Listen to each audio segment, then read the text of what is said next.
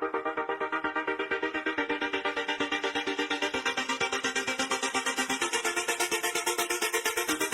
in my mind, in my head, this is where we all came from. The dreams we had.